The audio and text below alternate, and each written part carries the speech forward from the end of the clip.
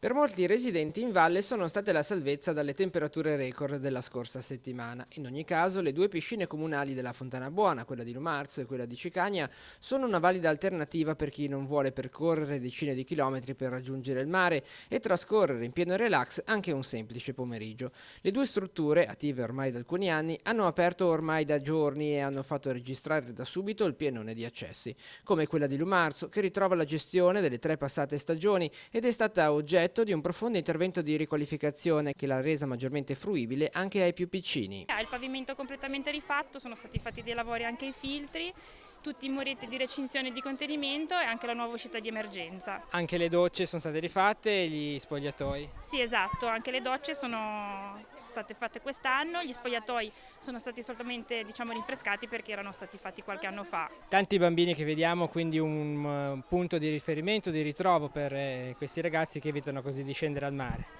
Esatto, è un punto di ritrovo per tutti, grandi e piccini, soprattutto per i bambini, il servizio è comodo, c'è il bagnino, quindi è una cosa abbastanza pratica anche per i genitori. Una nuova gestione invece, anche in questo caso molto apprezzata per la piscina di Cicagna, che ha potuto riaprire grazie all'accordo tra il comune e la curatela che sta seguendo il fallimento della precedente società affidataria della struttura.